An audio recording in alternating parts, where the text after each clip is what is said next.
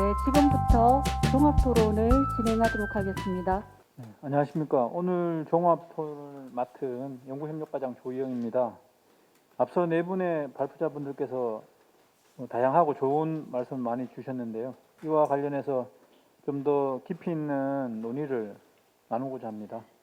그럼 우선 토론의 효율적인 진행을 위해서 자료집에 토론 요지문 순서대로 이영도 연구관님 그리고 오용석 단장님 끝으로 김순석 교수님의 말씀을 순서대로 듣고 이에 대한 각 발표자분들의 답변과 함께 종합토론을 진행하고자 합니다. 먼저 이영도 연구관님의 말씀을 부탁드리겠습니다. 예, 방금 소개받은 국가기록원의 이영도입니다.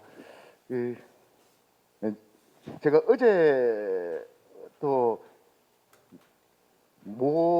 콜로퀴움이 하나 있어가지고 발표를 좀 하러 갔다가 그 동네는 끝장 토론을 하더라고요. 그래서 2시간 계획인데 4시간을 하는데 설마 오늘 이 자리는 그런 자리가 전 아니라고 믿고 거기에 부합하는 토론을 하도록 하겠습니다. 제 토론 요지문은 61페이지에 있습니다. 참고로 이제 제가 아마 이 자리에 앉게 된 이유가 제가 지금 하고 있는 업무가 그 일제 강점기 이제 그 일제로부터 강제 동원을 당하신 분들의 그 명부들, 이제 기록원에 소장하고 있는 명부들을 좀 DB를 구축하고 그리고 그 명부들을 좀 어떻게 서비스할 것인가에 대한 업무를 담당하고 있습니다. 그 명부라는 것은 결국은 개인정보가 거의 집합되어 있는 기록물인데 이 기록물을 어떻게 좀 국민들과 그리고 관련 연구자들한테 좀 서비스를 할 수 있을까, 이런 것들을 좀 검토하는 과정에서 좀 오늘 이 자리에 또 앉게 되지 않았나 생각을 하고 있습니다. 다만 이제 제가 그 토론 요즘은 제일 첫 번째 줄에 적었던 것은 제가 오늘 이 자리에서 이제 발표를 해주신 이 개인정보와 관련된 필터링 내지는 이제 마스킹 기술이라든지 가명 처리 등 좀 이런 기술적인 부분과는 제가 조금 문외한이다 보니까 좀 심도 깊은 토론문을 제가 작성하지 못한 제 스스로에 대한 아쉬움을 적은 겁니다. 그래서 혹시나 이게 또 이번 정책 포럼에 대한 아쉬움을 이렇게 토론하고 있지 않는가라는 오해는 하지 마시고 제 자신에 대한 아쉬움입니다. 그렇지만 이제 지금 앞서 이제 국립중앙도서관에서 발표해 주신 내용을 보면은 또 굉장히 이제 저희 국가기록원에서도 심도 깊은 논의와 또 적극적인 어떤 협력 방안들을 좀 필요로 하는 주제인 것 같습니다. 제가 이제 고민하는 가장 큰 방향들은 개별적인 그 발표에 대한 토론에 앞서기에 간단하게 이제 좀 적어두었습니다. 실제 저희 이제 개인정보라고 이야기하는 굉장히 큰 범주에서 이야기하고 있지만은 개인정보는 현재 이제 개인정보보호법에서 이야기하는 개인정보, 그리고 일반적으로 저희 기록 관리를 하면서 가장 많이 부딪히는 정보공개법 제9조 1항 6호에 있는 개인정보는 조금은 이제 좀 다른 것 같습니다. 그래서 여기에 대한 좀 검토나 논의가 이후에 더 필요하지 않는가라는 고민들을 하고 있습니다. 특히나 이제 개인정보보호법이 결국은 그 살아있는 분들에 대한 개인정보를 이야기하고 있습니다. 근데 저희들이 이제 개인정보가 살아있는 분들의 개인정보라고 했을 때 도대체 이분이 살아있는지 안 살아있는지를 어떻게 확인을 할 수 있냐는 겁니다. 그러다 보니까 이제 굉장히 그 곤란한 경우가 당하는데, 예를 들면은 제가 이제 강제동원 명부를 한번 서비스를 좀 해보겠다 이렇게 하니까 이제 개인정보 쪽에서 이렇게 태클이 들어오는데 이분들이 살아계신지 안 계신지를 확인할 수 있느냐.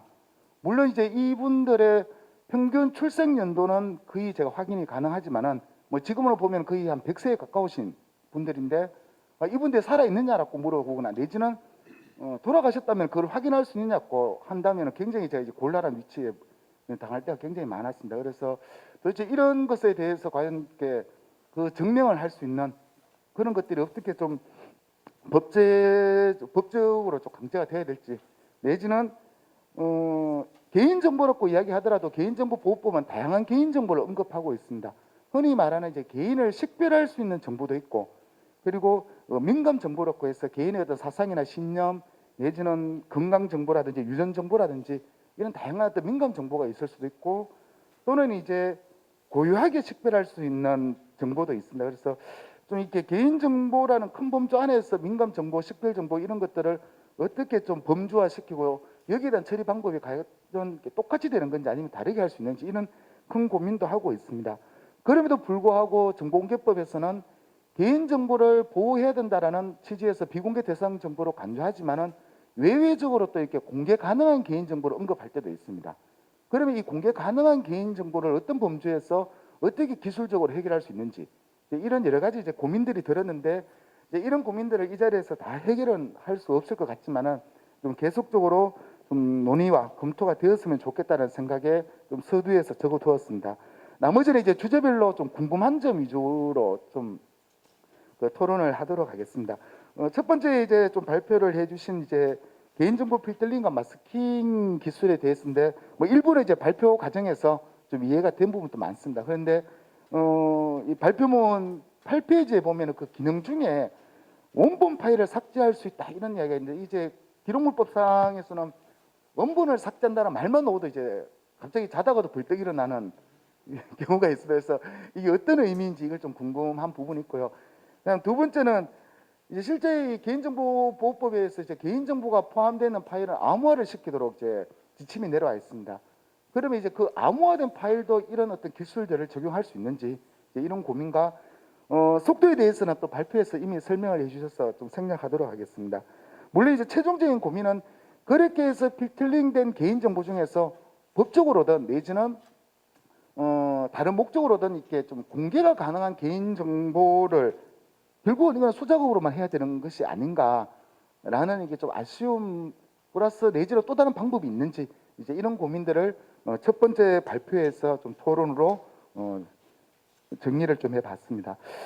두 번째 이제 기록원에서 수행했던 전자기록물 공개 재분류를 위해서 이제 비공개 정보를 필터링하고 마스킹하는 기술에 대해서인데 이것도 똑같습니다. 실제적으로는 비공개 대상 개인정보의 범주를 어디로 할 것인가, 어디까지 할 것인가가 정해져야지 기술적으로 어떻게 할 수 있는 부분이라서 이거에 대한 고민들이 좀 먼저 돼야 될 것 같고 특히나 이제 이 R&D 사업을 하면서 좀 예를 들었던 사례 분석을 했는 게 이제 22페이지에 보면은 아마 특정 군청에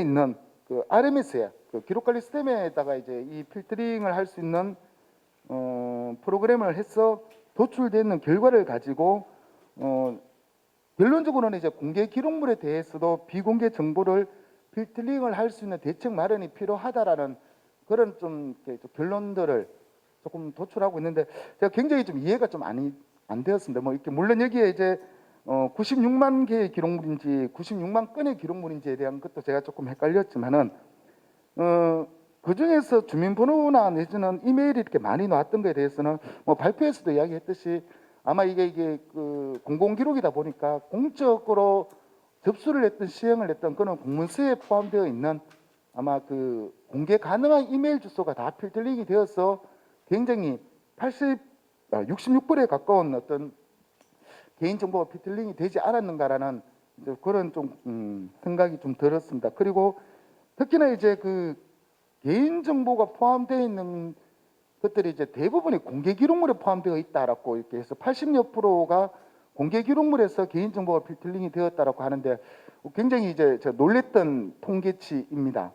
뭐 이래 되면 이제 이 통계치로 본다면 실제 이 기록물을 생산하시는 분들이 전혀 정보공개법과 관계없이 살고 있다라는 뜻인데 과연 80몇 %라는 것들이 놓을 수 있을까라는 굉장히 이제 의구심도 좀 들었습니다. 그래서 좀 이 통계에 대해서 좀 발표하신 분께서 좀 통계에 대한 설명을 조금 더 해주셨으면 좋겠다라는 생각이 들어서 토론을 하나 좀 제기를 했고요.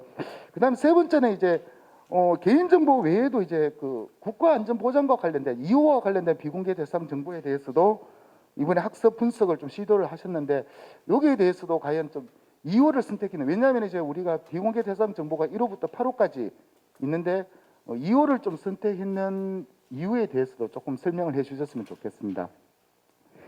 제가 이제 개인적으로 이제 발표를 들으면서 임명에 대해서 한번 시도를 해봤다는 것에 대해서는 굉장히 저는 이렇게 좀 의미 깊게 봤습니다.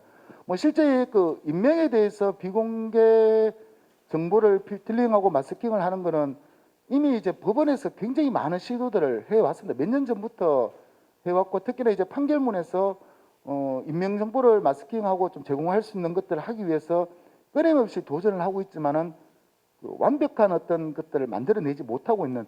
왜냐하면 이제 사람의 이름이라는 것이 뭐 석자든 두자든 뭐 이렇게 정형화됐다고 할 수도 없고, 그래서 처음에 이제 법원에서는 시도를 했던 것들이 판결문에서 인명이 나오는 정형화된 위치를 잡아가지고 하는 방법들을 이렇게 찾다가 나중에 이제 판결문 본문에 포함되어 있는 이명이나 가명 같은 막 이런 것들 섞이다 보니까 좀 제대로 된 어떤 기술들이 한계에 부딪히는 부분도 있었습니다. 근데 어쨌든 이 기록을 해서 인명과 관련된 필드링을 한번 해봤다는 것은 굉장히 좀 뜻깊은 부분이라 생각이 들고, 이 부분은 좀 더 좀 기술적으로 좀 더 개발이 되었으면 합니다.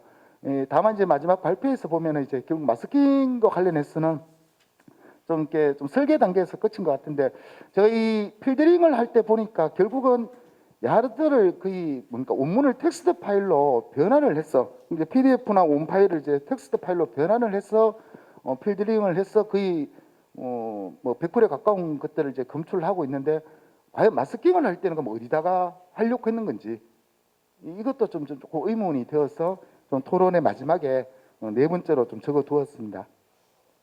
그 국립중앙도서관에서 이제 발표해 주신 게 제가 굉장히 이제 관심 있게 봤던 거, 저도 굉장히 고민이 들었던 발표문이었습니다. 왜냐하면은 올 초에 이제 그 도서관 협회하고 세계기록관리협회에서 이 공동 성명을 발표하면서 굉장히 이제 의미심장한 이야기들을 하고 있습니다. 물론 개인정보 보호가 중요하지만은 도서관이나 이런 이제 국가기록원 같은 기관은 보호보다는 오히려 국민들한테 정보의 접근을 좀 더 확대 보장해 줘야 되는데, 저희 이제 우리나라의 이제 개인정보 보호법은 굉장히 일률 보편적으로 동일하게 적용을 하다 보니까 좀 활용이라는 측면에서는 굉장히 좀 한계점에 도달한 것 같습니다. 그래서 이 부분을 좀 공동으로 좀 풀어보자라는 것에 대해서 굉장히 동의를 하면서 좀 지속적으로 한 번 더 논의가 되었으면 좋겠다라는 생각을 하고 있습니다. 그러면서 이제 두 가지의 개인 정보에 대해서 발표를 해주셨는데, 하나는 이제 도서관을 직접적으로 이용하시는 분들의 개인 정보를 어떻게 수집하고 보호할 것인가에 대한 고민입니다. 그래서 이제 뭐 이렇게 외국 사례도 이제 했고, 저희 나라에도 필수와 선택 사항이라는 속에서 다양한 개인 정보를 수집하고 있는데, 근데 그런 다양한 개인 정보라고 하는 이 저는 솔직히 이제 개인 정보가 맞나라는 고민도 좀 합니다. 왜냐하면은 개인이 이제 의견을 주거나 피드백을 했거나 이력이나 이것들이 개인정보보호법에서 보호해야 되는 개인정보의 영역 안에 들어가는가라는 것에 대해서도 조금은 이제 고민이 들지만은, 좀 이런 부분에 대해서 혹시나 검토하신 게 있으면은 의견을 좀 부탁드리고자 그 이용자에 대한 개인정보 보호 차원에서 이렇게 토론을 하나 좀 했고요. 두 번째는 온라인 콘텐츠죠. 결국은 기록원이든 도서관이든 소장하고 있는 기록이든 도서에 포함되어 있는 개인정보를 국민들에게 서비스하면서 직접적으로 부딪히는 문제를 이제 도서관에서 선두적으로 좀 이렇게 고민을 해 주신 것 같습니다. 그래서 그것을 하면서 제가 이제 조금 이렇게 궁금했던 점은, 이제 국립중앙도서관에서는 이제 결국은 그 온라인이든 오프라인이든 그 자료에 개인정보가 포함되어 있는데, 이 부분에 대해서 비공개 요청이 들어오면은 이제 좀 제한을 하는 형태로 하고 있습니다. 그런데 이 요청을 본인이 직접 하는 건지, 그 이게 당사자가 직접 요청을 하는 건지, 아니면은 제3자가 특정의 어떤 도서를 보다가 무디게 개인정보를 발견하고 요청을 해도 가능한 건지, 좀 이런 부분에 대한 고민과 오프라인 자료 같은 게, 온라인 자료는 이제 개인정보 일부를 삭제하고 서비스를 할 수 있는데, 현재 그 오프라인으로 그냥 이렇게 대출하고 열람하는 기록 같은 경우에 부분적으로 개인정보가 포함되어 있으면은 아예 열람 제한을 거는 건지, 좀 어떻게 좀 하고 있는지에 대해서도 좀 고민이 되었습니다. 세 번째는 이제 저 기록원에 고민하고도 비슷하겠지만은, 어쨌든 이제 그렇게 소장하고 있는 도서에서 비공개 정보가 발견이 되고 요청이 들어오면은 이거를 최종적으로 결정하는 프로세스가 있는지에 대해서 좀 고민이 됩니다. 뭐 요청만 한다고 무조건 오케이 하는 건 아닌 것 같고 해서 좀 내부적으로 검토하는 결정 프로세스가 있는지 좀 부탁을 드리겠습니다. 그리고 이제 결국은 디지털화를 시켜서 온라인 자료를 서비스하면서 결국은 이제 개인정보가 있으면은 이렇게 마스킹을 하고 제공을 하는데, 실제 지금 온라인 원문 서비스를 하고 있는 그 중에서 그런 형태로 이제 처리해서 하는 것들이 어느 정도 비율이 되는지 이 부분도 좀 궁금합니다.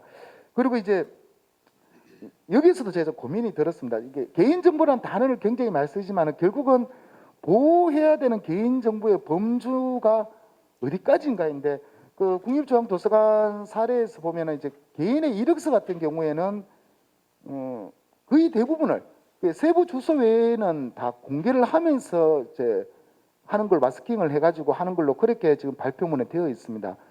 저희가 뭐 조금 저희도 고민이 되는 영역이지만은 어쨌든 좀 이렇게 좀 그 개인정보의 범주를 어디까지 보호해야 되는 개인정보의 범주를 어디까지 하는지에 대한 고민을 좀 하면서 여기에 대한 좀 답변을 좀 부탁드리겠습니다. 뭐 기계적 방식은 제가 발표문을 듣다 보니까 이거 수작업하는 거구나 라는 걸 알게 되어서 생략하도록 하겠습니다. 마지막 이제 가명 처리와 관련해서 제가 진짜 궁금했던 건데 발표해 주신 분께서도 기록원으로 또 이렇게 또 공을 좀 넘기시는 것 같은데 제가 굉장히 고민이 들었습니다. 공익적 기록 보존이 도대체 뭘까? 이 기록 보존이라는 단어만 들어오면 또 깜짝 놀라는 단어인데 공익적 기록 보존을 위해서 가명 처리를 한다. 도대체 뭘까라는 고민이 너무 많이 들었습니다.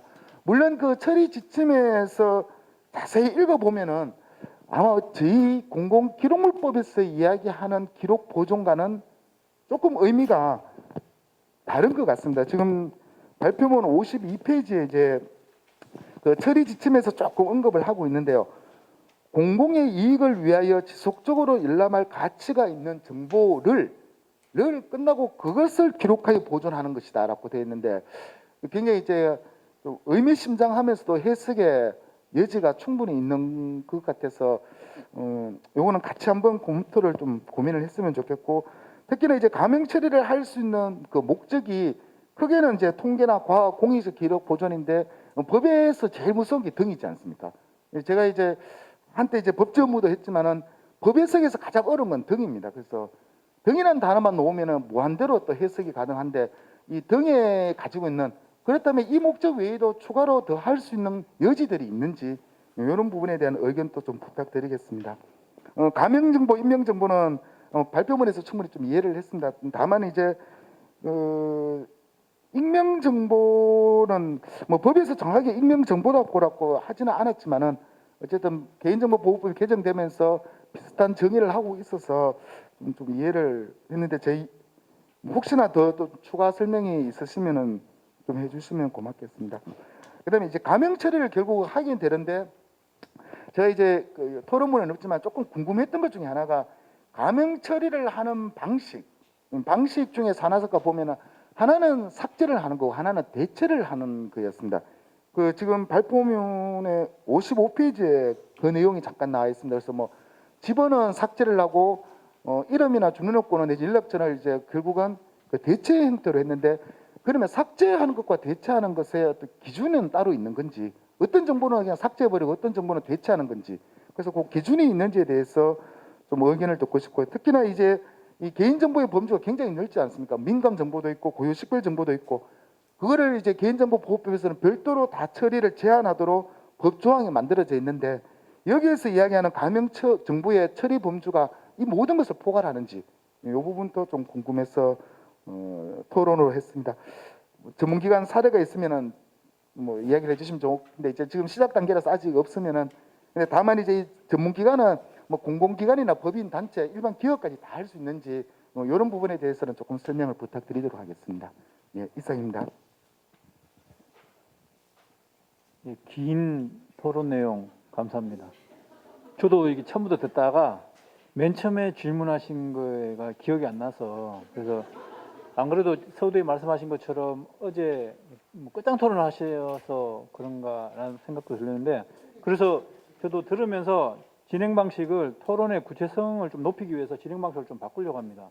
지금 토론하신 분들을 세 분 다 토론하시고 발표하신 분들이 답변을 주시면 내용에 이게 뎁스가 좀 차이가 날 것 같아서 토론 한 분 해주시고 발표하신 네 분이 간략하게 피드백을 하시고 다음으로 넘어가는 게 훨씬 이해도도 높고 우리 이게 집중할 수가 있을 것 같아요.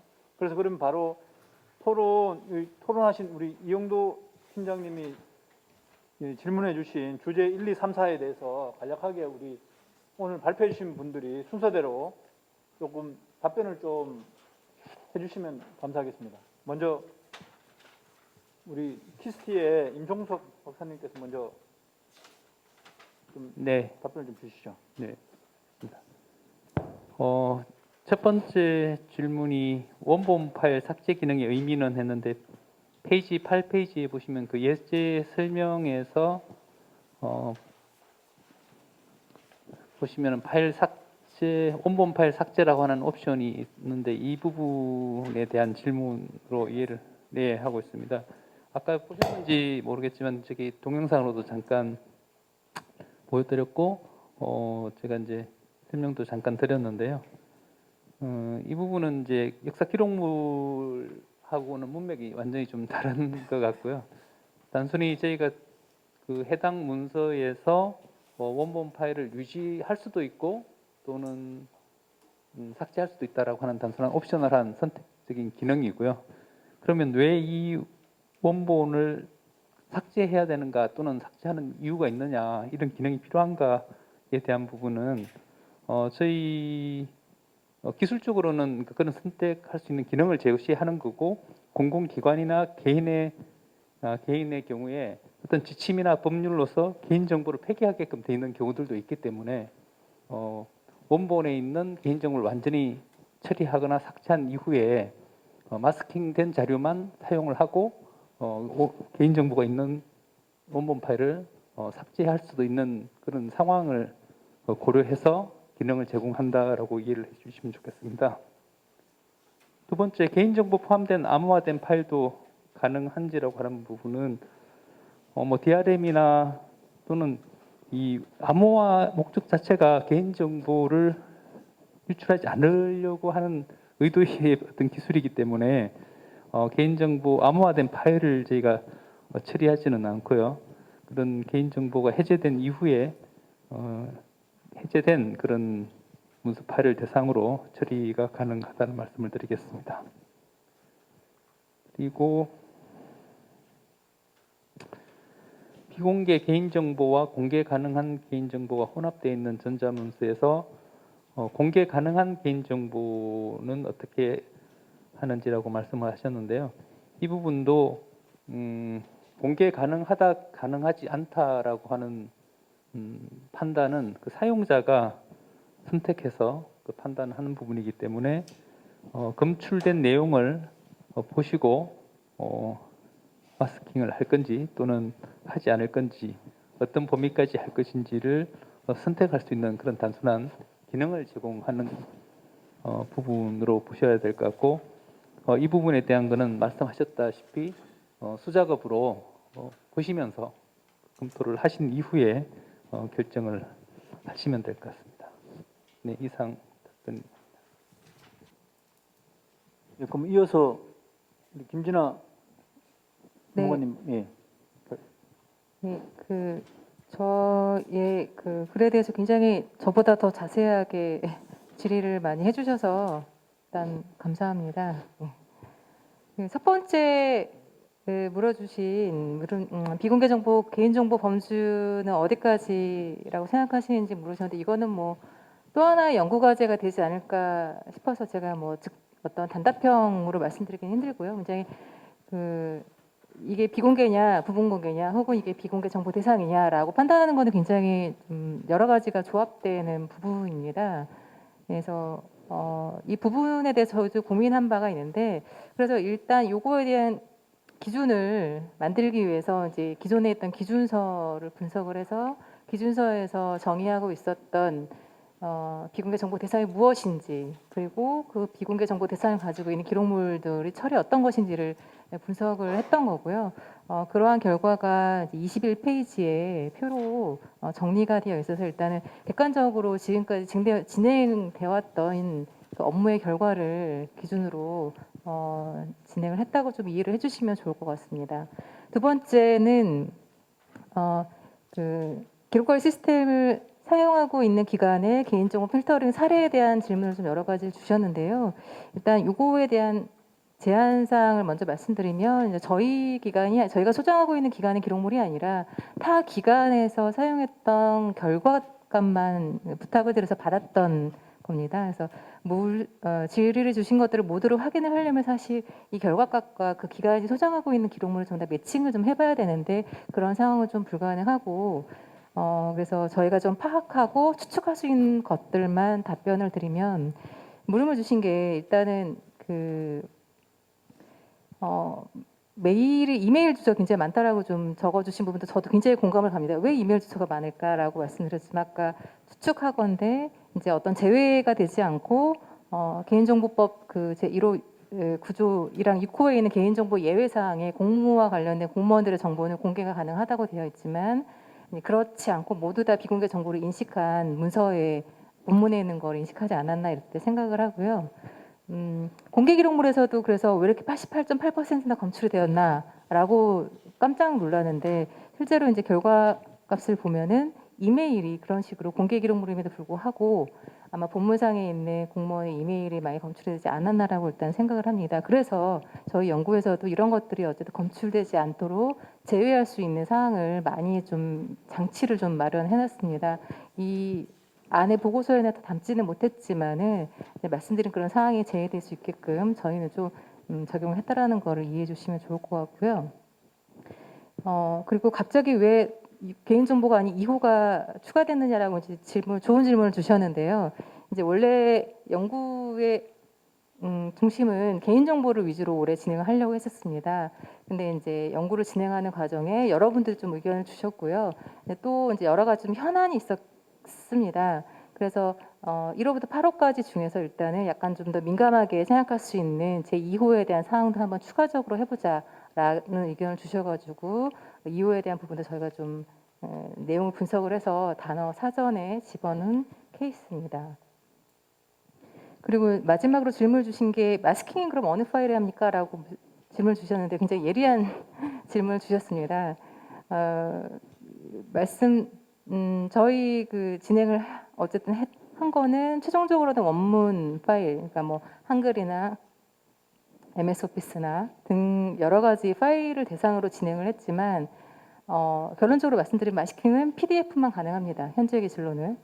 모든 파일의 위치 정보를 찾아가면서 마스킹하는 기술은 없는 걸로 알고 있고요. 어쨌든 PDF 표준화된 규격 안에서 마스킹을 하는 기술만 현재 가능하기 때문에 저희가 찾은 비공개 정보 대상을 PDF에 마스킹하는 걸로 일단 설계를 했습니다. 네, 제 답변 여기까지입니다. 이어서 네, 최 사무관님 말씀 좀. 네, 첫 번째 동그라미 감사하고요. 네, 계속 같이 고민했으면 좋겠고요.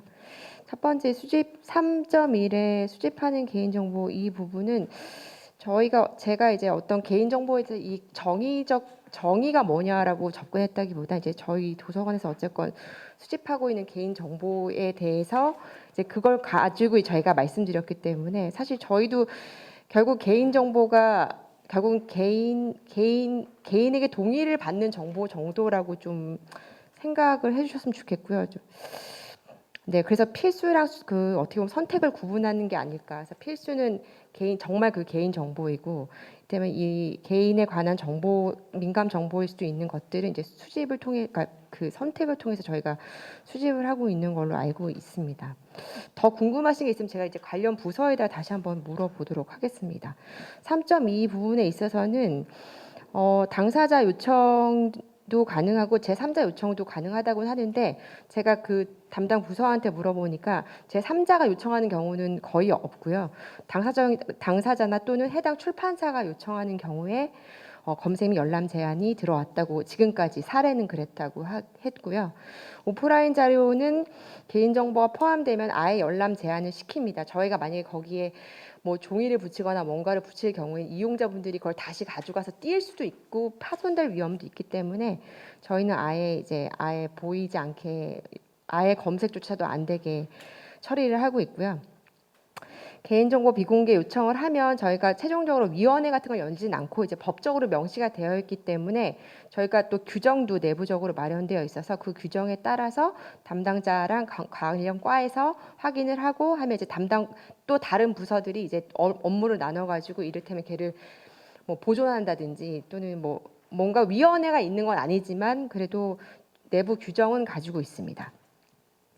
그다음에 개인정보 보호 처리 후 온라인 원문을 제공하는 비율을 제가 물어봤는데 이걸 너무 아쉽게도 지금 따로 관리하고 있지 않다고 해서 제가 정확한 수치를 말씀드릴 수는 없고 다만 비율이 적은 편이라고 얘기했습니다. 두 번째 온라인 자료에 대한 글쎄요. 이거는 제가 실제 사례를 봐야 될 것 같은데 만약에 이 이력서에 관한 만약에 성명, 생년월일, 그러니까 생년월일, 학력, 경력이 제가 알기로는 개인정보에 포함이 안 돼서 아마 처리를 안 했을 수도 있고요. 아니면 책의 판권지나 또는 그 표지 쪽에 이 저자나 이 이력서에 해당하는 사람의 정보들이 자기가 노출된 정보들이 들어가 있으면 저희가 그걸 개인정보라고 보지 않고 그거를 이제 그냥 그것은 가리지 않는 걸로 알고 있습니다.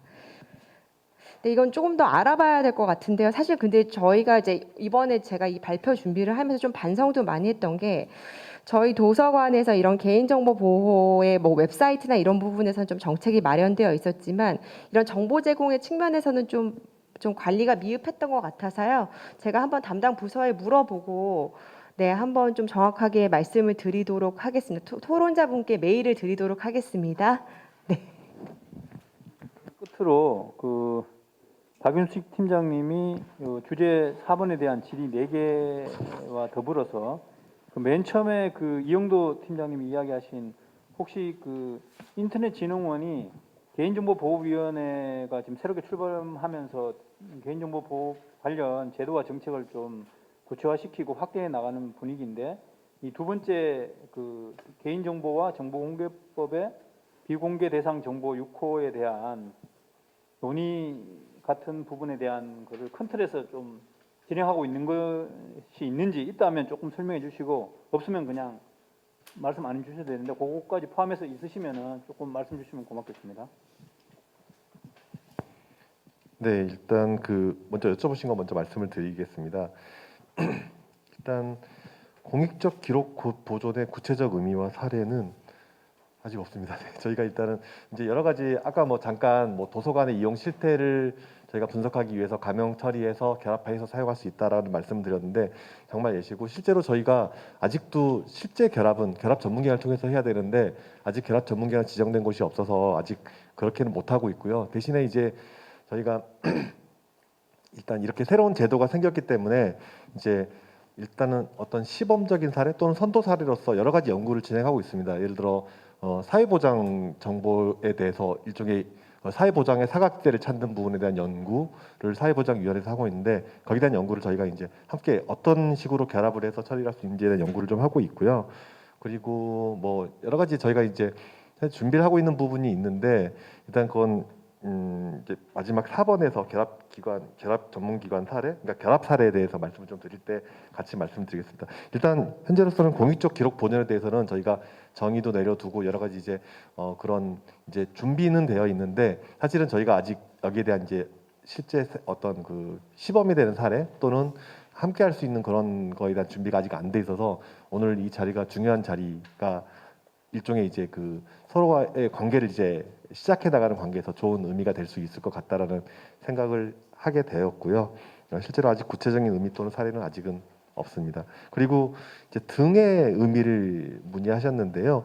저희가 아직까지는 등은 아직 따로 해석하고 있지는 않습니다. 향후에 이제 어떤 그 이와 유사하게 어떤 통계 또는 과학적 연구, 공익적 기록 보존과 어떤 비슷한 무게의 어떤 공익적인 뭔가 사례가 나올 때 그걸 이제 등으로서 유권 해석을 해서 해결할 수는 있겠지만 아직은 앞서 말씀드린 3가지 목적으로만 사용할 수 있다고 보시면 될 것 같습니다.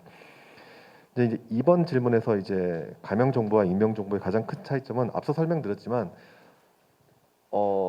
어떻게 해서든 개인을 식별할 수 없으면 그건 익명 정보. 그러니까 아까 그 인명 정보와 익명 정보가 지금 이제 약간 이제 발음이 좀 헷갈리는데 뭐 인명 정보는 당연히 사람의 이름에 대한 부분일 거고요. 저희는 익명 정보, 그러니까 아예 그 어너니머스를 의미하는 그런 익명 정보를 말하는 거고요. 저희 그런 정말 아예 식별이 불가능한 마스킹을 한 정보도 일종의 익명 정보가 될 것 같고요. 그리고 일단은 아예 삭제 처리를 한 정보도 있고, 그다음에 예를 들어 우리나라의 남자가 50% 여자가 50%가 있다. 그런 정보도 익명 정보에 해당하는 정보에 해당합니다. 그래서 가명 정보는 어찌됐건 누구인지 결과적으로 찾아낼 수 있는 정보이고요. 법으로 금지돼 있지만 그다음에 익명 정보는 진짜 슈퍼컴퓨터로 돌려도 찾아낼 수 없는 정보다라고 보시면 될 것 같습니다. 그리고 가명 처리 기술 중에 아까 이제 그 삭제와 대체 기준을 어떤 걸로 두고 있는지 말씀하셨는데 그건 이제 가명 처리 수준 정의를 할 때 저희가 정의를 하면 되는 부분이고요. 이건 가명 처리의 목적에 맞춰서 이걸 삭제할지 라운딩 처리를 할지 아니면 저희 가명 처리라는 여러 가지 기법들이 있거든요. 그 아까 잠깐 소개드린 가명 정보 처리 가이드라인에 거기 기술에 대한 상세한 내용이 부록으로 들어가 있으니까 참고를 좀 해주시면 좋을 것 같습니다. 이제 그런 여러 가지 기술을 통해서 삭제나 대체 또는 라운딩 등의 방식으로 가명 처리를 하면 될 것 같습니다. 이제 세 번째 가명 처리의 범주에 개인정보, 민감정보 그리고 고유식별 정보를 모두 포함하고 있는지를 문의하셨는데 저희가 이제 개인정보의 그 어떤 보호 관련된 조치에서 저희가 흔히 고비바라고 부르는 고유식별 정보 그리고 바이오 정보 그 다음에 그 비밀번호 같은 정보는 암호화해서 보관하도록 하고 있고 해당 정보들은 그 고비바에 해당하는 세 가지 정보는 저희가 가명 처리 대상에 포함되지 않습니다. 그거 외에 이제 민간 정보는 이제 예를 들어 그 법에서 특별하게 가명 처리를 하지 못하도록 명시된 이유를 제외하고는 가명 처리가 가능하고 그 외 개인 정보는 가명 처리 대상에 포함됩니다. 그리고 마지막으로 이제 결합 전문 기관 사례라고 말씀하셨는데 이건 이제 결합 전문 기관을 문의하신 건지 아니면 어떤 결합에 대한 사례를 문의하신 건지 정확하게 제가 이해를 못했는데요. 기관은 뭐 공공기관이든 법인이든 단체든 내지는 일반 사기업도 가능한 겁니다. 그 특정의 자격만 갖추면. 네, 그 결합 전문기관 잠깐 소개를 드리면요. 결합 전문기관은 이제 앞서 말씀드렸다시피 개인정보보호위원회나 아니면 정부 부처의 장이 심사를 통해서 지정하도록 돼 있는데 현재 그 공공기관, 뭐 사기업 구분 없이 다 가능합니다. 이제 다만 이제 목적성이 이제 어떤 그 해당 기업은 물론 아니겠죠. 기업은 대부분 이제 영리 추구가 목적이니까 이제 공공기관 중에서는 특정 목적을 위해서 설립된 기관들이 있습니다. 그러면 이제 해당 목적에 부합하는 정부 부처로부터 심사를 받고 결합 전문기관 지정을 받으면 되고요. 그 외에 이제 만약에 여러 가지 목적을 같이 가지고 있다 그러면 개인정보보호위원회를 통해서 지정 심사를 받으시면 될 것 같습니다. 그리고 이제 그 현재 이미 이제 그 사기업 중에서도 결합 전문기관 지정을 준비하고 심사를 받는 곳도 존재하고 있습니다. 이제 추가로 이제 결합 사례인데요. 저희가 이제 결합은 정말 아시다시피 이제 법이 시작되었고 아직까지 이제 이렇게 하면 될 거야라는 생각을 아직까지 하던 도중에 이제 법이 개정이 됐기 때문에 이제 실질적으로 어떻게 결합을 해야지 어떤 내 목적을 달성할 수 있는가를 연구하고 있습니다. 그래서 뭐 아까 이제 그 사회 보장 관련해서 말씀드렸지만 그거 말고도 이제 일종의 소방 관련해서 이제 인명 구조를 할 때 그 전화로 이제 긴급한 어떤 그 신고가 들어올 때 그 데이터를 분석해서 어떻게 하면 그 정보를 빨리 이게 긴급 사항인지 아닌지를 빨리 인식하고 구조를 하러 출동할지 여부를 분석하는 그런 결합도 준비를 하고 있고요. 그리고 뭐 예를 들어 이제 불법 스팸 같은 경우 이제 물론 이제 저희 인터넷 진흥원에서 이제 불법 스팸 신고도 받고 있지만 저희 뭐 후후나 후주꼴 같은 그런 것도 이제 일종의 스팸 정보를 신고받고 있잖아요. 그래서 그런 정보를 결합해서 어떤 스팸들의 어떤 발송 패턴을 연구해서 다음번에 들어온 스팸들은 어떻게 하면 빨리 막을지 그런 연구도 일종의 결합 사례로 저희가 준비를 하고 있습니다. 뭐 그렇게 참고해 주시면 될 것 같고 그다음에 뭐 기록 관리나 아니면 여러 가지 어떤 뭐 새로운 정책의 개발 그럴 때도 결합이 훌륭하게 이용이 잘 될 수 있을 거라고 생각이 됩니다.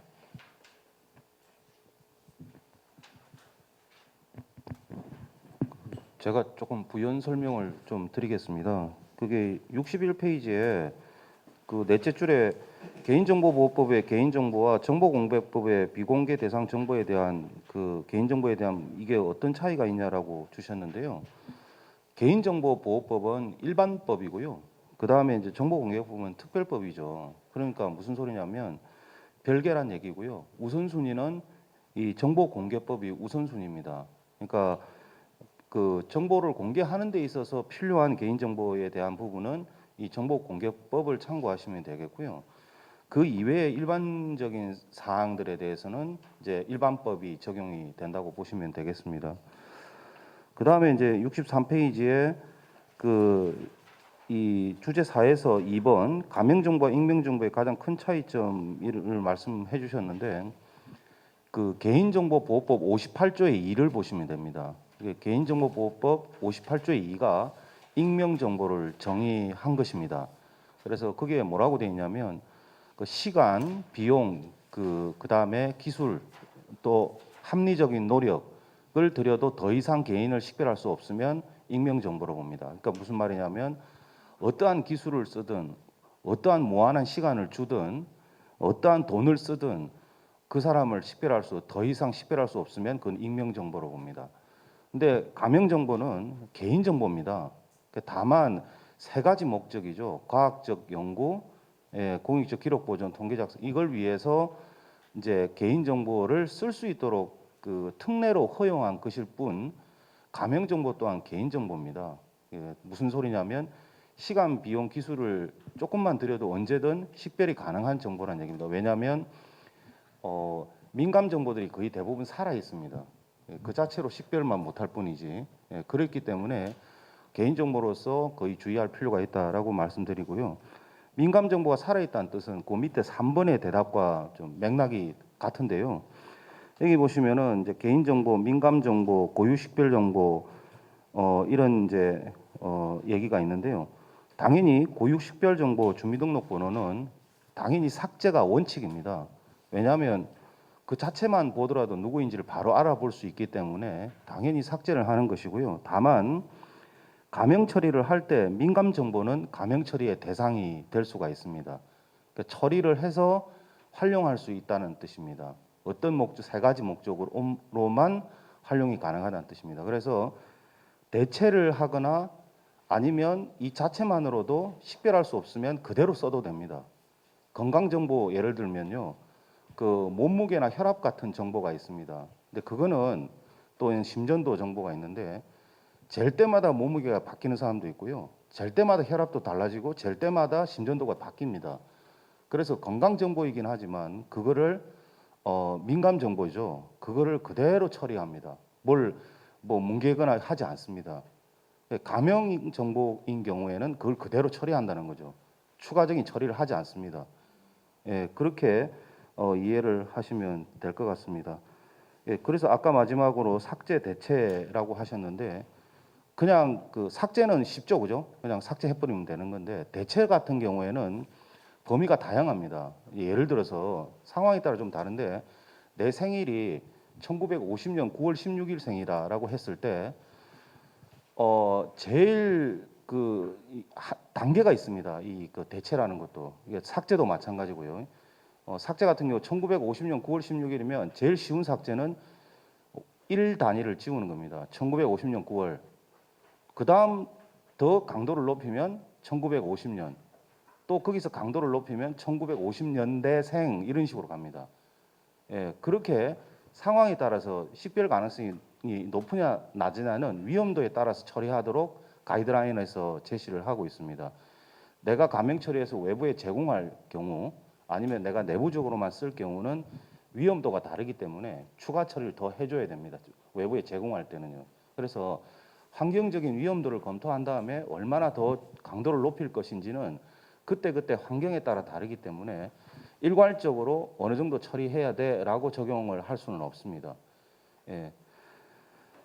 그 정도로 설명이 됐는지 모르겠습니다. 다음 토론이 우리 오 단장님이시니까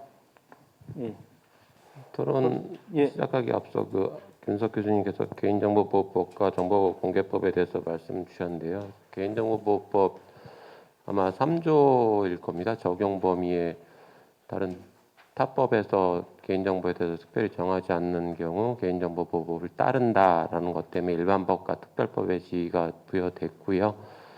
그래서 정보공개법에서의 개인정보에 대해서 좀 특수하게 적용하기 위해서는 정보공개법의 법 개정이나 추가적인 그런 활용 논의가 필요할 것 같고요. 국가기록물도 마찬가지로 관련 법에서 그 국가기록에 대한 개인정보에 대한 활용이 되기 위해서는 어떤 그 관련 법에 좀 활용에 대한 게 명시가 돼야 될 것 같습니다. 그래서 가명 정보에 대해서 근본 개인정보법에 추가된 사유도 그런 사유에 의해서 좀 산업계 4차 산업혁명 데이터 산업 발전을 위해서 좀 이렇게 반영된 것도 있고, 그 전에 뭐 유럽의 GDPR 일반 개인정보보호법에서 어느 정도 그 정도까지는 허용하고 있는 그런 외국의 사례도 다 반영이 된 거고요. 그래서 계속 이어서 토론을 말씀드리자면은 먼저 71페이지를 먼저 말씀을 드리겠습니다. 참고는 좀 전에 말씀드렸던 이후에 그 일반 개인정보보호법이라고 하는 GDPR (General Data Protection Regulation이라고 하는 우리나라의 개인정보보호법과 동일하다고 보시면 됩니다. EU 소속의 국가가 다 지키는 개인정보법이고요. 거기에서 나왔듯이 개인정보에 대한 권리가 절대적인 권리가 아니라 타 권리와 조화롭게 이용되어야 된다라는 게 이 GDPR에도 되어 있습니다.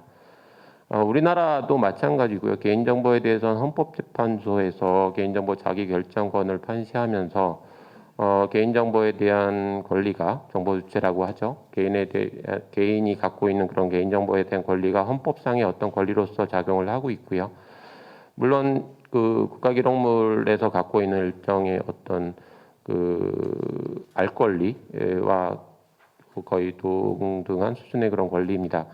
근데 여러 가지 권리가 상충할 때는 그거에 대한 이익 형량을 법원에서 판단을 하고요. 사회적으로도 그러고 행정부에서도 그런 거에 대해서 판단을 하죠.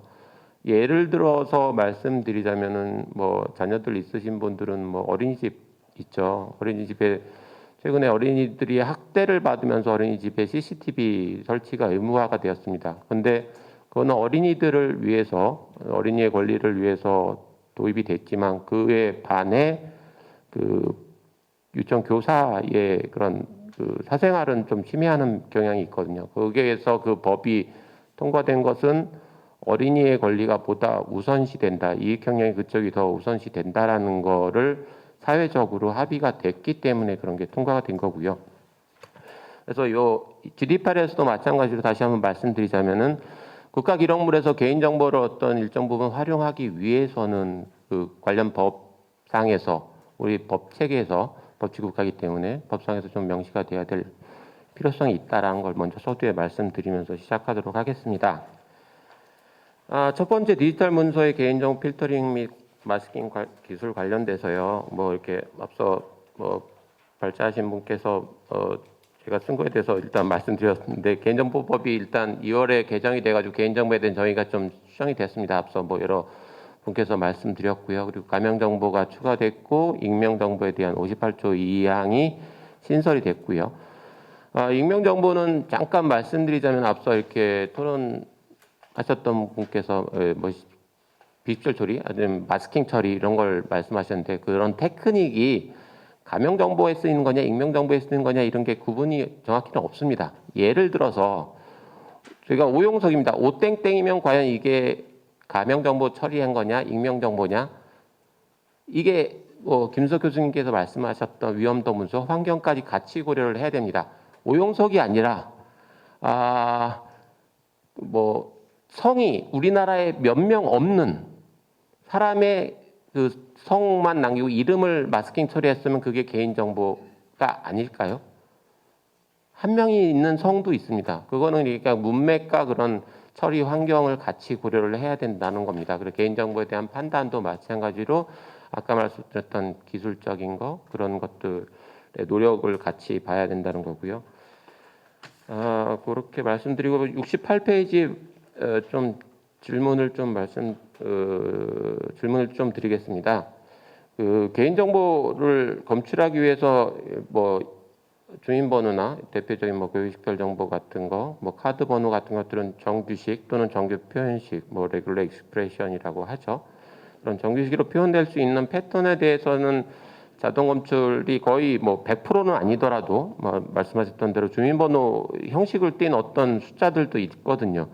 그렇기 때문에 거의 대부분 검출되고 있으나 그 이력 앞서 예를 들었던 이력 정보나 인명 정보 같이 정규식으로 표현되지 않는 그런 정보는 어떤 패턴이 아닌 DB화를 보통 하죠. 한글도 마찬가지고 그 개인정보 필터링하는 솔루션들이 대부분 그런 식으로 쓰고 있습니다.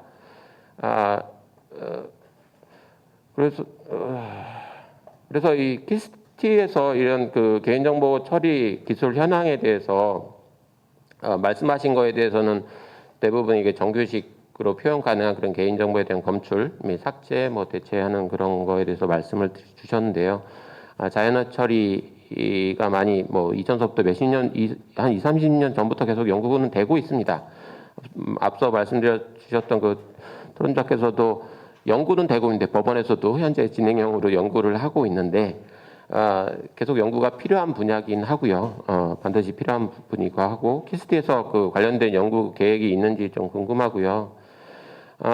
그리고 국가기록원에서 다양한 어떤 문서에 대한 공문 등에 대한 그런 문서를 보관을 하는데 여기에 공문이 텍스트면 좋은데 이미지 파일, 뭐 스캔한 자료 그런 것처럼 비정형 데이터에 대한 어떤 개인정보 검출에 대한 연구도 좀 필요할 거라고 좀 생각이 들고 있습니다. 그래서 키스티의 그런 그 비정형 데이터에 대한 개인정보 검출에 대한 연구 방향성이 어떤 것이 있는지 좀 말씀 주셨으면 좋겠고요. 두 번째 비공개 정보 필터링 및 마스킹 기술에 대한 좀 궁금한 사항 말씀드리겠습니다. 소송 정보를 좀 이렇게 좀 여기는 없습니다. 예. 발표하시다가 좀 궁금해가지고 질의드리는 건데요. 소송 정보에 대해서 이걸 개인 정보로 보셔가지고 이거를 하신 건지 좀 이게 약간 궁금하더라고요. 예, 그거에 대해서 좀 말씀 주셨으면 좋겠고요. 그리고 인물명 중심으로 어떤 기계학습을 통해서 이게 연구를 하셨다고 하는데 70%라고 이렇게 탑색을 했다고 했는데 혹시나 이런 기계학습 하기 전에 뭐 어떤 뭐 DBR을 했든지 이런 것과 기계학습을 한 것과의 어떤 비교를 하신 게 있는지 그런 연구를 하신 게 있는지 좀 궁금하고요.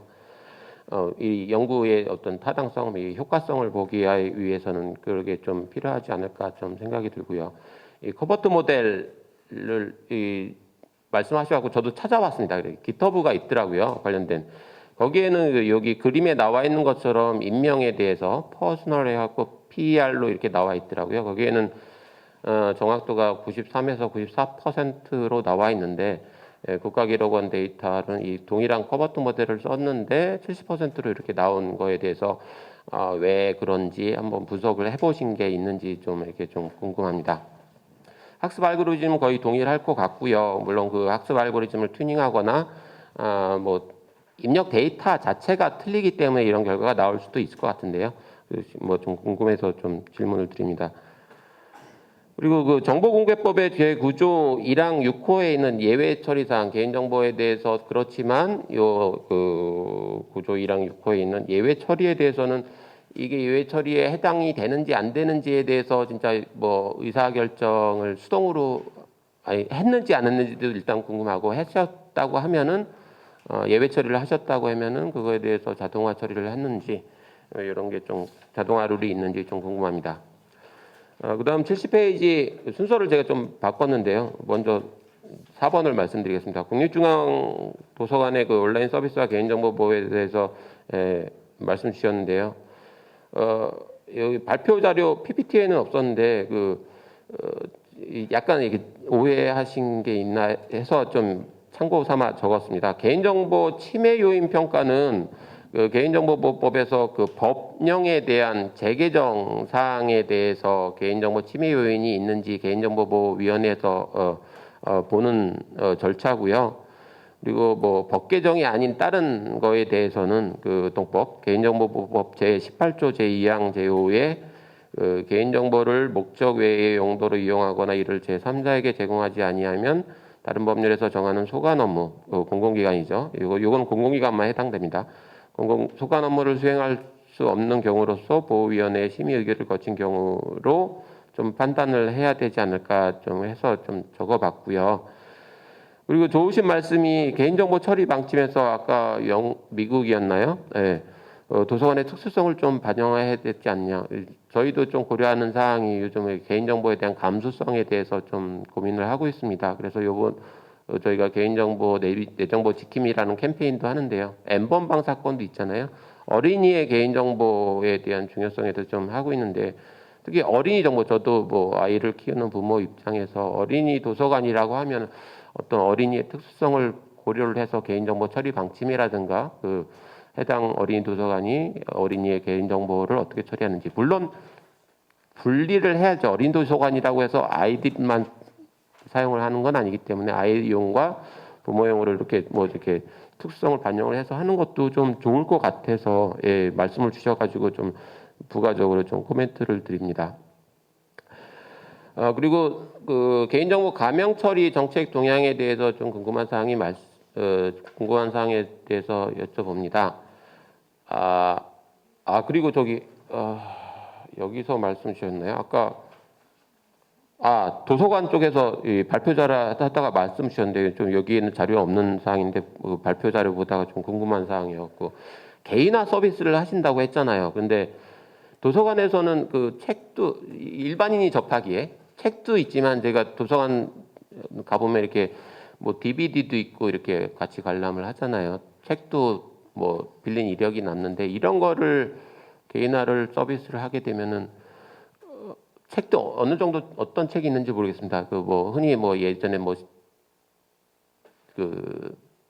비디오 테이프 빌려보는 것처럼 성인 비디오만 주구장창 빌리는 사람도 있고, 책 중에서도 그런 특정 유의 그런 책을 빌리는 사람들도 있을 거거든요. 그런 게 법상 이렇게 민감 정보, 일단 정치적인 뭐 이렇게 북한 서적을 주로 이렇게 빌린다, 이런 사상적인 게 들어가게 되면 그 사람에 대한 사상적인 거를 판단을 해버리거든요. 개인화 서비스를 하는데. 그리고 뭐 이런 사상적이거나 어떤 성적인 거를 판단을 하게 되면은 이런 거에 대해서 좀 주의가 필요하지 않을까 돼서 좀 코멘트를 드리고요. 개인정보 가명 처리에 대해서 말씀드리겠습니다. 개인정보 이 마스킹 앞서 첫 번째 마스킹 기술에서 뭐 한두 분 이렇게 발제하신 분이 있는데, 이 마스킹 기술이 가명 처리인지 익명 처리인지 아까 제가 잠깐 말씀드렸는데 좀 부가적으로 좀 말씀 주셨으면 좋겠고요. 이렇게 마스킹을 한 뒤에 공개를 해도 되는 게 맞는 건지, 돼도 되는 건지 좀 궁금하고요. 그리고 그 가명 처리된 정보 그리고 뭐 결합된 정보에 대해서 적정성 검토가 중요할 것 같습니다. 그것이 제대로 된 가명 처리를 한 것인지, 그래갖고 그거를 적정성 검토를 하게 되는데, 이 개인정보 처리자의 판단에 따라 외부 전문가로 구성된 적정성 평가단을 구성하여 검토할 수 있다고 하셨는데, 어떤 그 결합기관이나 아니면 가명 처리는 개인정보 처리자인 기관이 알아서 그냥 내부적으로 할 수도 있으니까요. 기관이 자의적으로 외부 전문가를 구성하게 되면은 자기 입맛에 맞게 아니면 그 기관이 해줘 뭐 이렇게 하게 되면은 좀 그 공정성, 그 가명 처리에 대한 적절성에 대해서 제대로 평가할 수 있는지 좀 의구심이 들어서 그냥 자의적으로 외부 전문가를 구성하면 되는 건지, 개인정보보호위원회나 뭐 기사 차원에서 어떤 풀을 운영할 계획이 있는 건지, 제도 초기라 아직 뭐 세팅이 안 된 건지 좀 궁금하고요.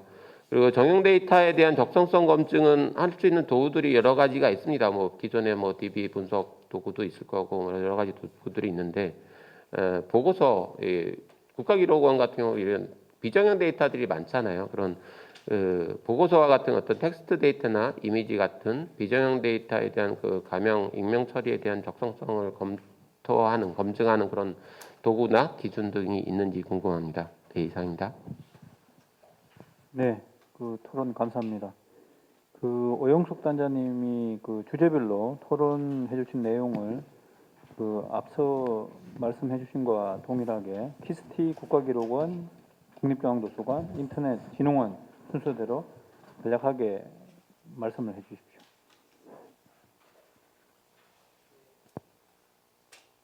네. 법률적인 부분에 대한 거는 이제 정보 감사하게 잘 오늘 많이 배워가는 부분이 있습니다. 네. 그리고 질문 내용 제가 이해한 바로는 키스티에서도 개인정보 처리 기술 현황에 대해서 정규식으로 표현 가능한 개인정보에 대한 검출 기능만 있는 것으로 보여진다고 하는 것은 뭐 대체적으로 맞다고 말씀을 드릴 수 있고요. 그다음에 자연어 처리 문맥에서 개인정보 검출하는 연구가 진행되는 다른 곳에서 되는 것으로 이해를 하신 것 같은데요.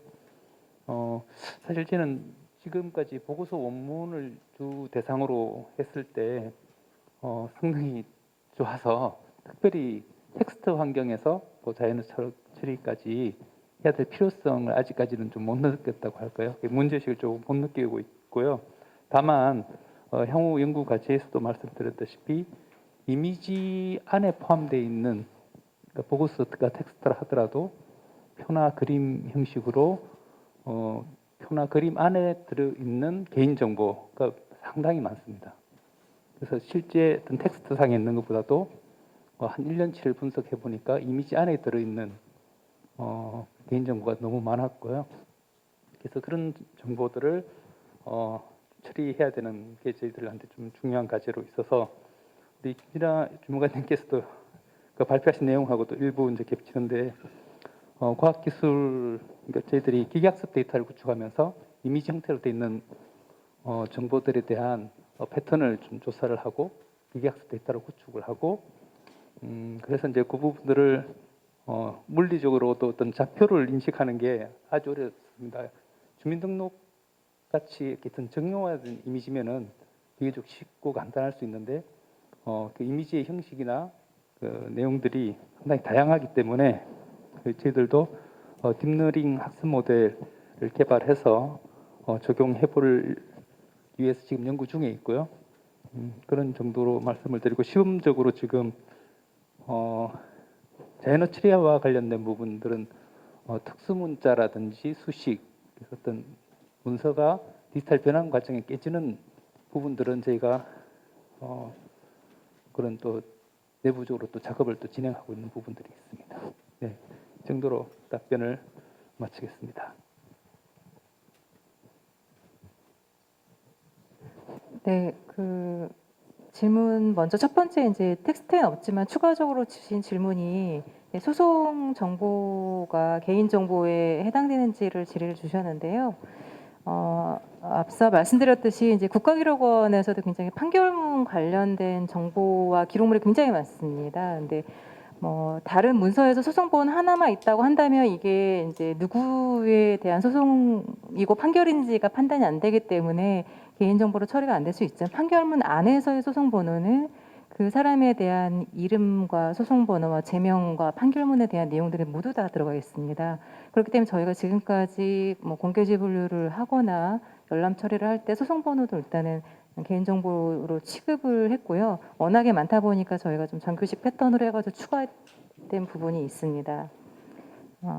두 번째로 이제 중요한 부분을 지적을 해주셨는데 인명정보의 그 코버트에서 0.93이나 94가 나오는데 기록원은 0.7이 나왔다고 중요한 지적을 해주셨습니다. 이제 사실 그 지적해 주신 부분이 맞고요. 근데 저희가 좀 진행을 하다 보니까 이제 저희 공문서나 이제 보고서 양식 일반적인 어떤 그 인터넷상에 있는 텍스트가 아니라 공문서고 보고서다 보니까 인명인을 그 검색을 할 때 굉장히 제한되는 게 많았습니다. 말씀드렸듯이 중간에 스페이스바가 많이 들어가 있거나 줄바꿈이 있다거나 문단 바꾸기가 있다거나 이러한 그 오류들이 많고 앞에서도 말씀해 주셨지만 외자로 된 이름은 거의 찾기가 굉장히 제일 힘든 부분 중에 하나입니다. 그러다 보니까 그 평균적 여기 나와 있는 0.93, 94보다 저희가 훨씬 더 좀 적은 퍼센테이지가 나왔다는 거를 좀 말씀을 드리겠습니다.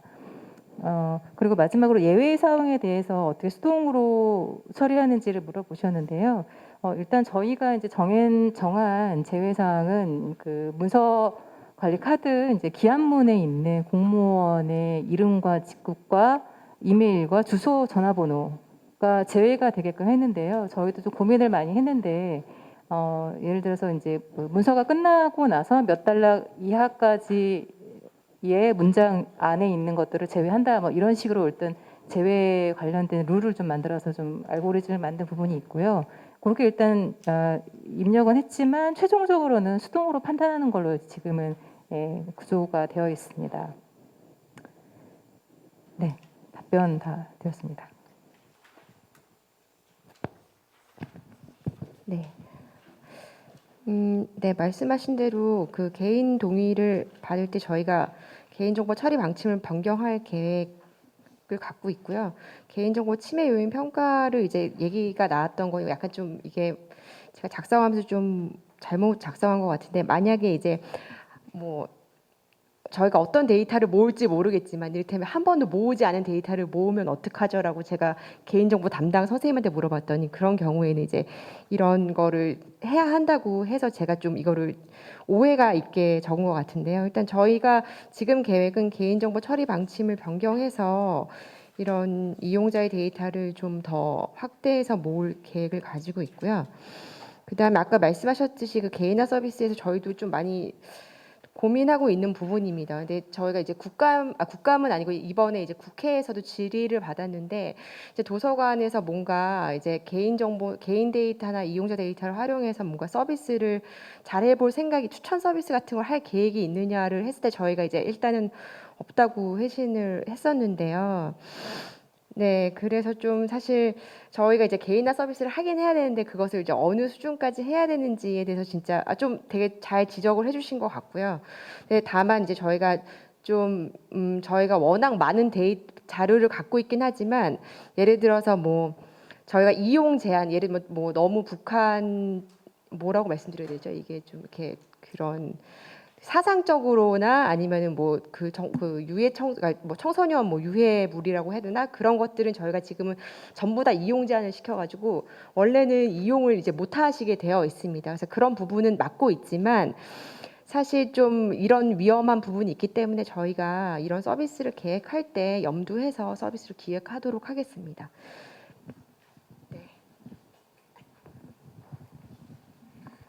네, 이어서 개인정보 가명 처리 정책 관련해서 문의하신 내용에 대해서 답변드리겠습니다. 일단 세 가지 문의를 주셨는데요.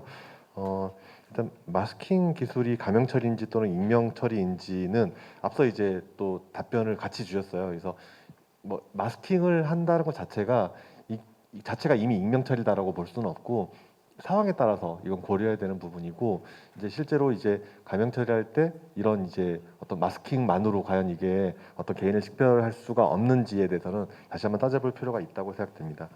그리고 이제 두 번째로 적정성 평가단 부분 말씀하셨는데, 일단 현재 규정상으로는 외부 전문가로 반드시 구성해야 된다라는 규정은 있지는 않습니다. 다만 저희가 권고를 드리는 바이고요.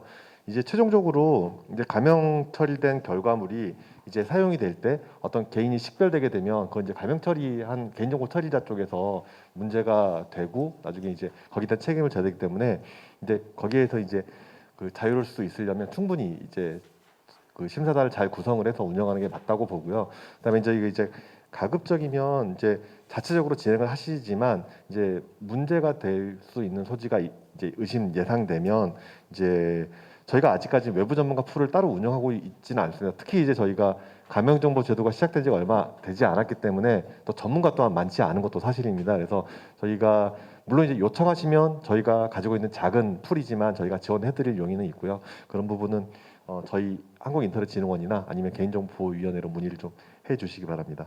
그리고 이제 마지막으로 비정형 데이터에 대한 가명 익명 처리 적정성에 대한 검토 기준 말씀하셨는데, 저희가 별도로 이제 정형 데이터에 대한 부분은 현재 여러 가지 이제 가명 처리나 그런 데 사용이 되고 있지만, 이제 이미지나 아니면 동영상 같은 그런 비정상 데이터에 대해서는 아직까지 정확하게 가명 처리라는 기술도 명확하지 않고, 그다음에 적성성 검토 기준에 대한 부분도 아직 명확하지 않습니다. 지금 연구에 시작하는 단계이고요.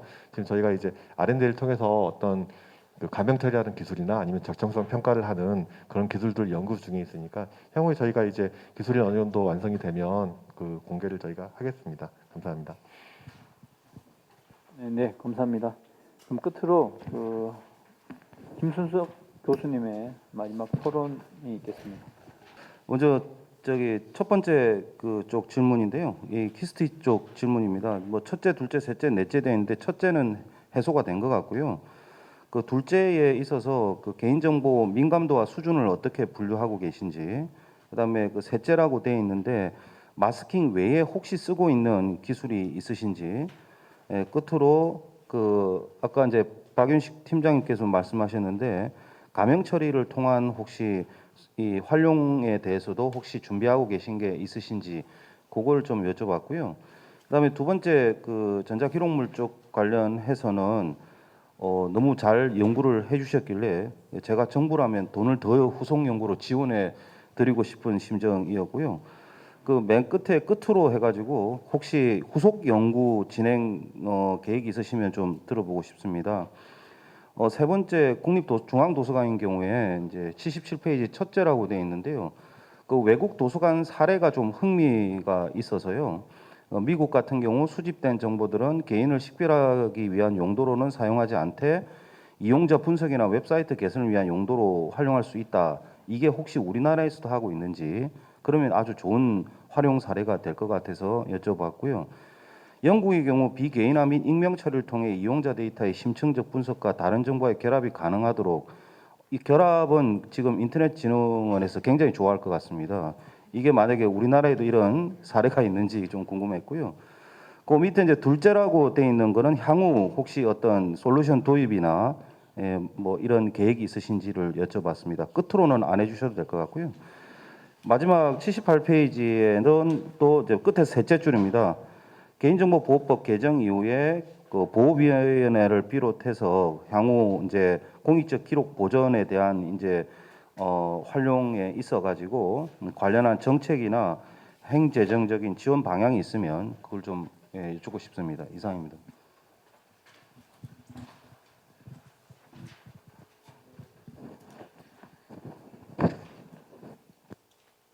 네, 질문이 많으신데 좀 압축해서 저도 말씀을 드리는데 조금 답변이 조금 부족한 부분이 있더라도 양해를 해주십시오. 그 이유는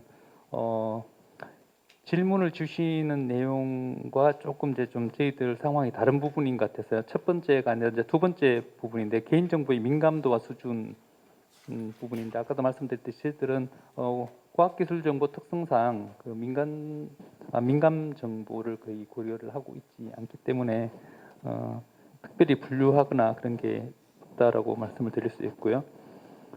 그다음에 비식별 처리 기술 말씀하신데 제가 오늘 소개드린 거는 이제 마스킹 처리하는 부분 탐지하고 처리하고 저장하는 부분인데요. 아주 아까 좀 사실은 많이 있습니다. 저희들이 많이 여러 가지를 시도를 하고 있기는 한데요. 다 하지는 않고 예를 들면 뭐 암호화나 뭐 DRM 기술 같은 건 저희들이 솔루션을 도입을 하는 거지만 뭐 소소하게는 어떤 텍스트가 깨지고 폰트가 깨지고 그런 부분들에 대한 부분들도 좀 처리하는 노하우들이나 기술들을 가지고 있기는 하고요. 또 최근에는 이제 이미지를 OCR로 바꾸는 작업들을 해봤는데 조금 이용이 하지 않더라고요. 그 오픈 소스 OCR이기도 하지만 그렇게 간단하지 않다는 걸 이번을 통해서 좀 알았고요. 그래서 이제 다시 이제 저희들이 접근하려고 하는 부분은 아까도 조금 소개를 드렸지만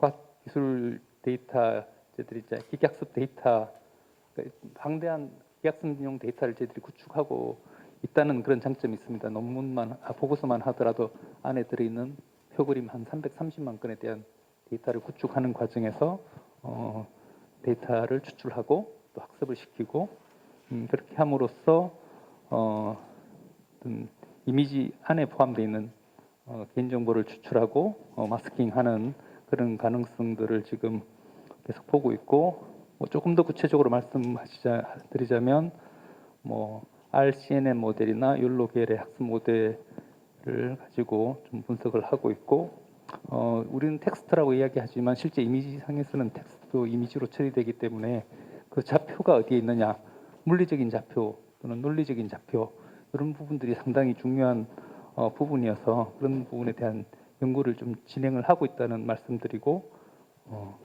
네, 그 정도로 말씀을 드리겠습니다. 이상입니다. 예, 그 두 번째 그 전자기록물 공개제 분류의 뭐 여러 가지 상황에 대해서 일단 공감해 주신 거 정말 감사를 드리고요. 추가적인 연구 부분에 대한 답변을 좀 드린다고 하면은 지금 굉장히 짧은 기간 안에 샘플링 검사도 하고 모델도 만들고 진행을 한 부분이 있습니다. 그래서 그런 부분이 굉장히 좀 아쉬움으로 남기 때문에 많은 추가적인 연구가 계속 된다고 하면은 이 지금 학습 모델을 좀 더 똑똑하게 만드는 그런 반복 학습이 필요할 것 같고요. 특히나 이제 인명뿐만 아니라 이제 그 이외에 이제 다른 정보공개법에 나와 있는 호수들까지 좀 포함을 하는 그런 반복 학습을 좀 진행을 할 계획을 가지고 있고요. 두 번째로는 이제 이게 실제로 이제 각급 기관에서 사용하고 있는 기록관리 시스템, 그다음에 국가기록에서 사용하고 있는 중앙연구관리 기록 시스템 안에서 구현돼야 될 기능이기 때문에 이 안에서의 연계 방법과 그리고 최종적으로 시스템 안에서의 어떤 마스킹 기술까지를 좀 고민하고 앞으로 연구해야 될 부분이라고 생각을 하고 있습니다. 네, 이상입니다. 네. 우리나라의 경우에도 이제 수집한 정보를 이제 이용자 분석, 그러니까 서비스 개선이나 웹사이트 개선을 위한 용도로 활용할 수 있다는 점 자체는 명시가 되어 있는데 수집하는 정보 자체가 너무 다릅니다. 그러니까 미국 같은 경우에는 더 뭐 로그라든지 아니면 이용 기록 자체를 더 상세하게 기술을 해가지고 수집 정보를 좀 확대했는데 아직 우리 쪽에서는 뭐 아이디라든지 아니면 뭐 주소라든지 개인 정보 위주로만 지금 수집하고 있어서 좀 이런 부분에서 활용의 측면에서는 좀 미흡한 것 같습니다. 영국의 경우에는 네, 이거는 향후 검토해 보겠습니다. 네, 그리고 두 번째는 네, 저희가 이제 여쭤봤는데요. 계획은 갖고 있는데 사실 좀 저희가 이제 기술적인 부분에 이런 거에 대한 좀 이해가 부족한 것 같아서요. 오늘 키스티 사례도 있어가지고 이 키스티가 오픈 무료로 할 수 있는 건가요? 아, 그렇죠. 네. 저희 MOU를 맺고 있는데, 네, 그래서 이제 이런 좀 물론 뭐 옛날 자료 같은 경우 는 어려울 수도 있을 것 같은데 저희가 이제 현대간행물 중에서도 이런 보고서들이 꽤 많이 있어서요.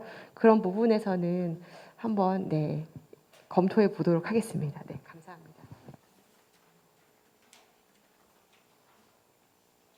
저 이제 마지막으로 이제 그 한 가지 질문 주셨는데 저희 그 향후 정부에서 공익적 기록 보존 등 가명 정보 활용과 관련된 어떤 여러 가지 정책이나 행정 재정적인 지원 방향을 말씀하셨는데요.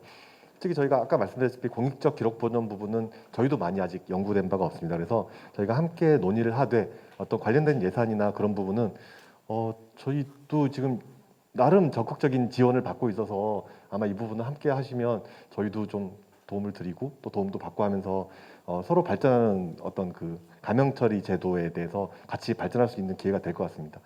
이상 답변을 마치겠습니다. 감사합니다. 예, 오늘 그 토론하고 관련 답변해 주셔서 감사드리고요.